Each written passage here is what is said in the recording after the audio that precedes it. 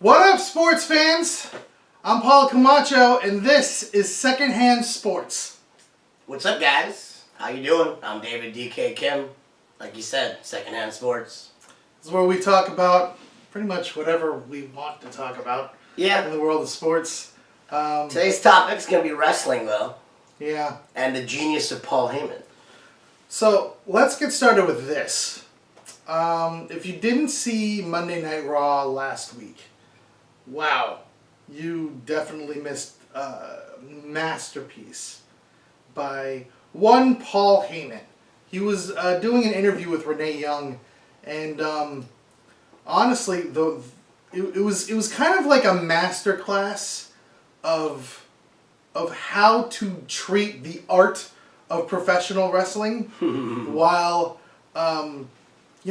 doing everything in your power to push a wrestler while also giving yourself the kind of sympathy that you uncharacteristically would have. Honestly, you could just call it a masterclass in acting, because that's kind of what it was. Do you want to explain what happened during the interview? Basically, Paul Heyman was a distraught, broken, almost like a shell of your own self kind of interview. And this was as a result of Brock Lesnar basically F5ing him and wrecking the relationship that they've established over years. And he conveyed the role of like an unsuspecting victim.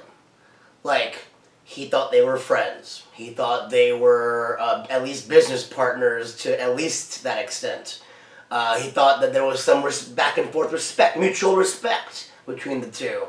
And it was shown basically in that episode that through a couple of scenes that no, Brock Lesnar has literally no regard for anyone or their humanity or their feelings or their thoughts or anything. They basically presented him to be like a hyper beast reincarnate, as they said, because Brock Lesnar has always been portrayed as this mercenary. I don't need anybody, your rules, your regulations, I don't need any of that. It's me and you would have thought it was me and Paul Heyman, kind of like The Undertaker and Paul Bearer. They were a duo. But WWE cranked it up a notch lately with where they're going with Brock Lesnar. To the point where I don't even know if he's going to resign or not, but I just know that if this is a final, just kind of one-off character that could end up giving Reigns the title and a run, it's being done beautifully, because something is happening in this feud, Lesnar and Reigns, that has never, ever, ever, ever, ever, ever, ever presented itself. Ever. Wow, that was like 9 evers. And that fact is, Roman Reigns, right now, is over as a face in this feud. They are cheering for his name as Paul Heyman is being beaten in the ring. You know what I mean? Those things are reserved for, Hulk Hogan in his Great America days, John Cena in his heyday, The Rock, Stone Cold, we want Stone Cold chants. You never hear Roman. Usually when you hear chants about Roman, it's Roman sucks. Or boo, why are you still talking? We love The Undertaker, boo, that kind of thing. But in this case, despite his weak and almost damaging interview with Corey Graves, the opposite of Paul Heyman interview. If you want to watch the opposite of what you're supposed to do, and it's a whole different topic. But besides the point. But he's getting cheered, and there's one reason for it. It's not that Roman Reigns has gotten any better. He's pretty good. It's not that. It's not that Brock has gotten any better. Yeah. It's not that either. He's exactly doing what he's been always doing. It's that Paul Heyman is, as you said, such a master at the wrestling game that he has brought himself into a sympathetic figure for the audience. And it's brilliant. Because it can go two ways. We can get the payoff at the end where Heyman distracts, Brock Lesnar or, whatever, and Reigns gets the pin. The crowd goes nuts. WWE gets exactly what they want. People accepting Roman for who he is. Or two, which is even more brilliant, I think. It was all for naught. What a show. I got you guys. And Roman Reigns loses. Brock wins. He re-helps with WWE because that's what they knew they were going to do anyway. They knew they were going to do that anyway. They had us all fooled. And either way, genius. Yeah, see, that I feel like with that Paul Heyman interview, it brings this level of, oh, wow, I now have no idea what's going to happen at SummerSlam, because I think a lot of people thought, okay, this is going to be Roman Reigns' crowning achievement, even though nobody's asking for it except like hardcore Roman Reigns fans. But it's like, okay, we all have the understanding that Brock's probably not sticking around. He's got the UFC. He's got all these other opportunities. And after SummerSlam, okay, he's gonna drop the title, give it to Reigns, and then he's gonna go off somewhere. But now, with this whole development of, Brock Lesnar turning on Paul Heyman basically sowing the seeds of a possible betrayal at SummerSlam, a possible face turn of sorts. I mean, I don't think many people believe that, but it's a possibility now. It's like a Jimmy Hart face turn. Is it really a face turn, or did he just start dressing in like more bright clothes? Yeah, it's true. Or it could bring in the very real possibility that Paul Heyman is now going to be the advocate for a heel Roman Reigns. This is their chance to turn Roman Reigns heel. I didn't even think about that. Oh, I thought that's where you were going. Wow, you know what? Here's the thing. Wow, you finish first. Yeah. I want to react to that after you finish your thought on that. Because, again, it's kind of like with the John Cena heel turn. You got to find the exact right way to do it. And so far with Reigns, they haven't really had a good chance to, even though a lot of the audience has been clamoring for it. So, they could have like Seth Rollins come in to help, and at the end, like they're all celebrating, and then like Reigns basically like turning, clothesline Seth Rollins, takes off the vest and throws it down on him, and then all of a sudden the smirk on Paul Heyman's face. I mean, they could do that. That would be the best way. I mean, yeah, it would be kind of... No, because it would be full circle. Because the last couple of weeks from reading, Roman Reigns has tried to help in the Dolph Ziggler-Seth Rollins situation since Drew McIntyre is involved. Oh. And I've read that last couple of weeks, Kurt Angle's like, no, you can't wrestle twice in one night.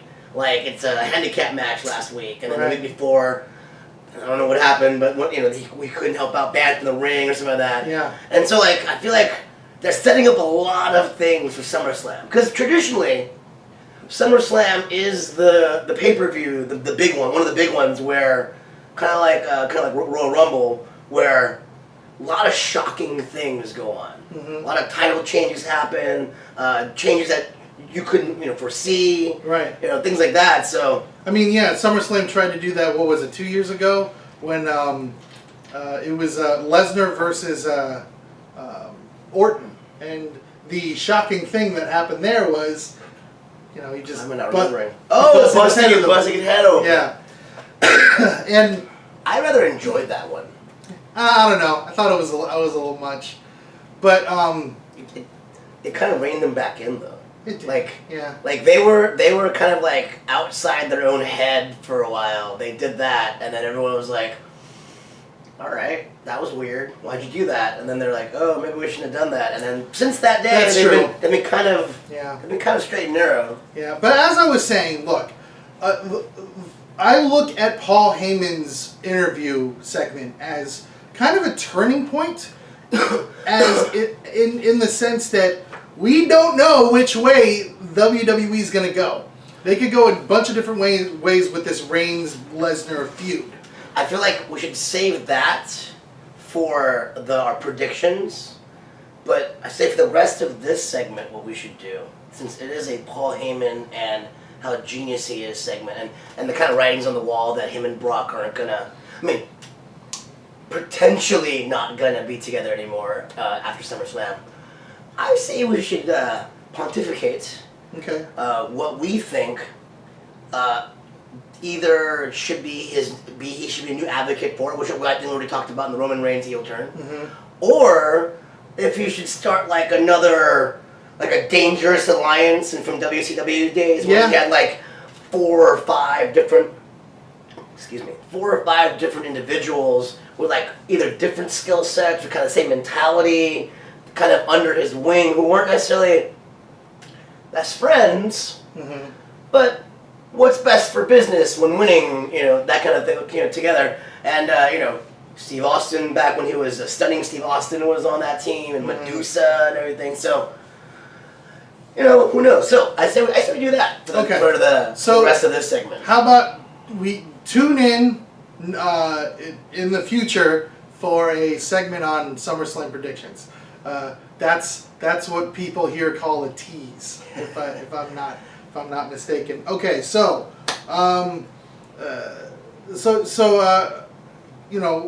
with Heyman,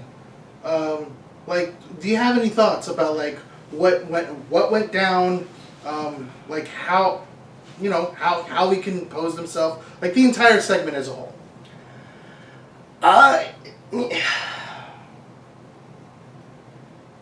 It was a weird segment. It was. But, like I said, kind of humanized Heyman. It made him seem weak. But like, not like, oh, you're a weak character, but like, you're like, oh, he actually has some human frailties and emotions. He's not just an evil... Vulnerable's the word. There you go. Made him a little vulnerable. Well, yeah. And thus, like in any kind of character work or acting or anything, when someone who is not always shown vulnerable shows a side of vulnerability, you win over a lot of people. Yeah. And I feel like the WWE right now is having its cake and eating it too, with them having been together, and yet the fans are like, no, Paul, like, can't you see what's happening? Yeah. Like, I don't know, you get that, was it like, oh, don't worry, he really didn't mean to do that kind of like vibe, I see what you mean. Yeah, it's kind of like, it's almost like, oh God, this might get pretty dark real quick. Kind of like an abusive spouse. Yeah, I was gonna bring that up, but I know I didn't want to. I didn't really want to bring it up either. Brock Lesnar in his character in WWE portrays that like 1,000% of that quality, Yeah. So I don't know if I wanted to go there, but he did, and it was odd. Like, you knew that Paul Heyman had that in him, but at the same time you were like, damn. Yeah. Like WWE, you know how lucky you are to have a man like Paul Heyman that can just gotcha.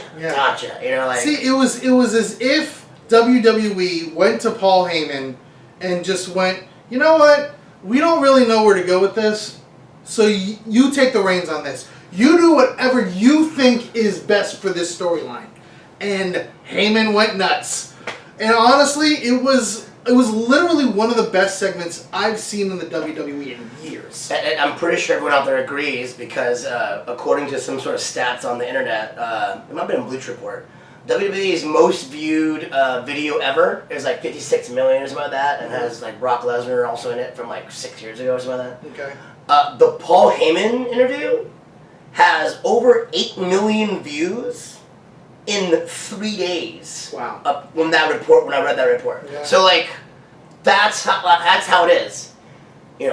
I watch it, I'm like, oh my gosh, and I text or tweet to Paulo. Paulo's like, oh my gosh, he watches it, and then all of a sudden, wildfire.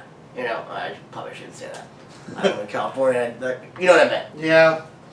But it's not the first time Paul Heyman has given a virtuoso performance in a interview or a promo or, something like that.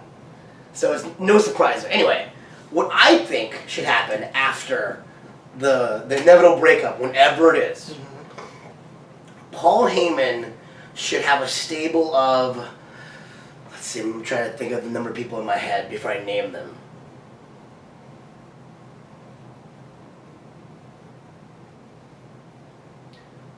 Anywhere from 6 to 7 people in his stable, if he's going to have a stable. Okay. And in that stable, he should have a tag team.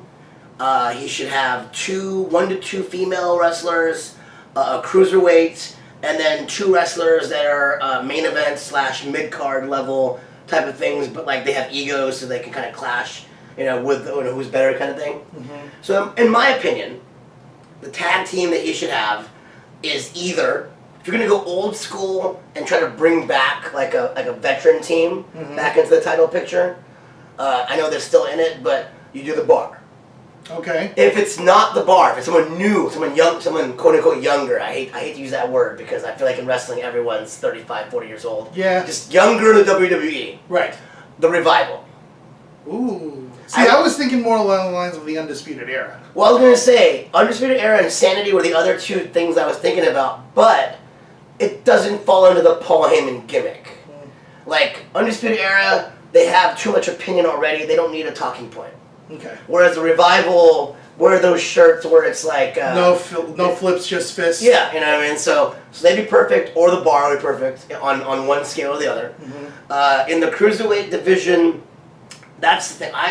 I'm most conflicted about the Cruiserweights division, but I would say, back when Neville was there, I would say someone like Neville. So like someone with like just this attitude, chip on their shoulder. Like I'm not even sure who the current champion is, but like maybe even Sin Cara or one of the luchadors that don't speak at all, and like they could go but. Well, okay. In that case, I could consider a Cedric Alexander heel turn. There you go. Okay, perfect. That actually would be perfect. Or Drew Gulak, as he is. Right. So something like that. On the female side, I would really like to see Nia Jax with Paul Heyman. Ooh. Because I feel like she could regain and capture the old mystique that she had by kind of doing and no offense, Nia Jax, when I call it this, but a kind of Brock Lesnar-esque domination, no talking on the female side. Yeah, that way she doesn't have to worry about promos and stuff. And if they don't go that route, the backup to that would be Natalya, because she's in the shadow of Ronda Rousey. It works itself out. It worked, yeah. And I would say, in the main event / mid-card level... actually, let me throw in one more name that could possibly be a Paul Heyman girl. Okay. Again, it would have to involve a heel turn, but Ember Moon. I could see that. But I mean, I could see more of like Bailey turning than Ember Moon, or even Sasha Banks. Becky Lynch. Naomi, not Naomi. Is that Naomi? Naomi. Feel the Glow. Yeah. I can see Naomi before Ember Moon. Okay. Yeah. Okay. Because she's had experience as a heel before. Yeah.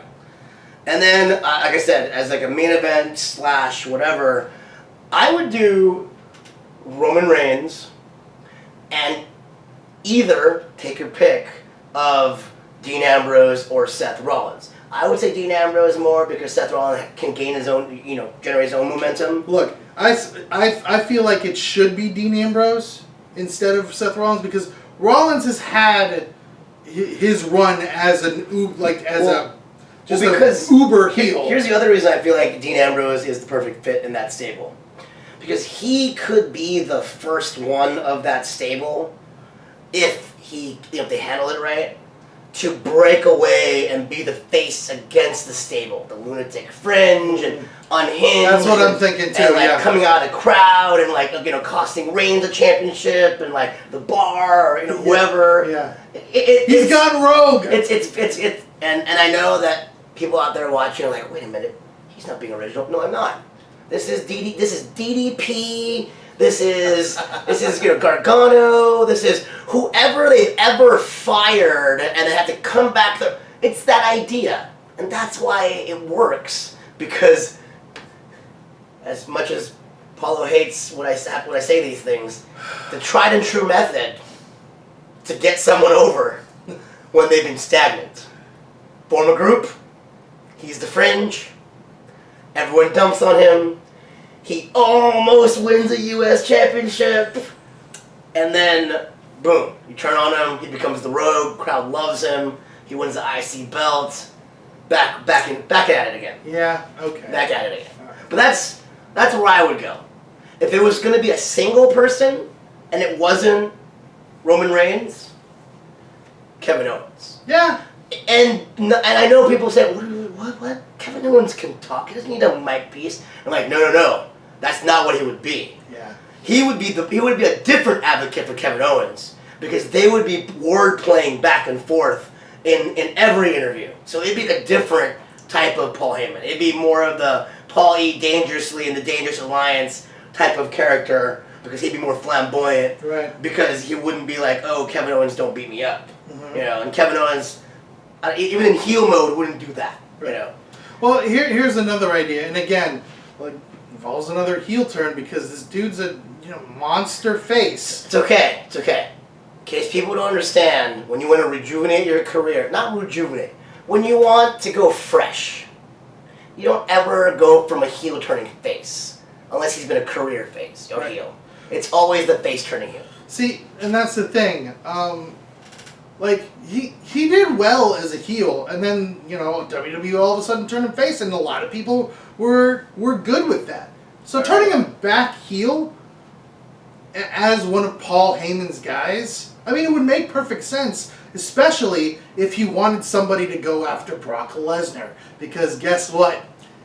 He took him down before. You know what I'm talking about? Braun Strowman? Braun Strowman! I feel like that doesn't count.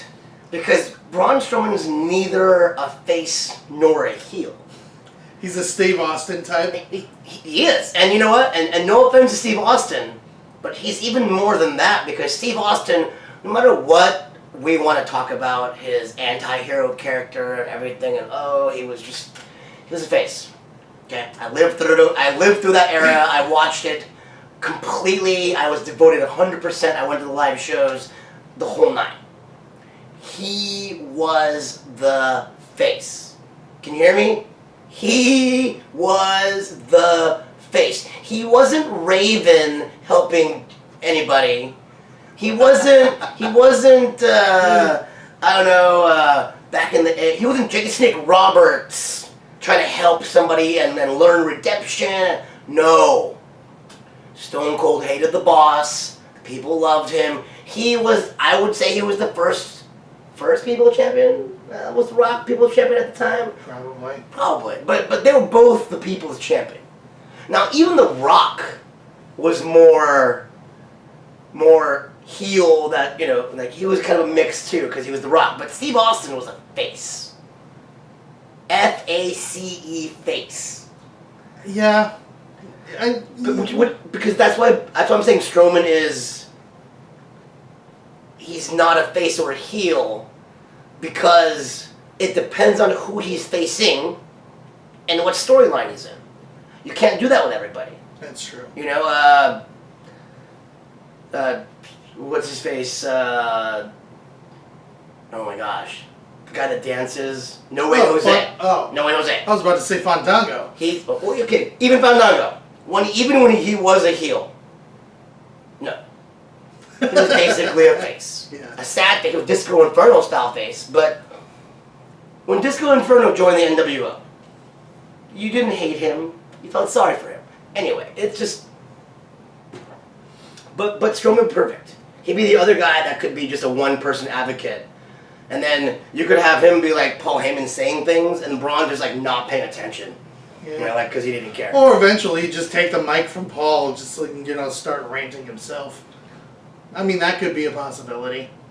But who knows? Again, like this is all coming off the top of my head based on something that might not even happen. Who knows? Yeah, who knows? The bottom line here could be that Paul Heyman ends up being suckering us all, and it was a plan all along. And Brock laughs and calls everybody in the universe idiots. And Paul Heyman's like, "Did you really think there was a split between the greatest incarnation of the Universal Champion ever, The reigning, defending, the blah, blah, blah. So who knows?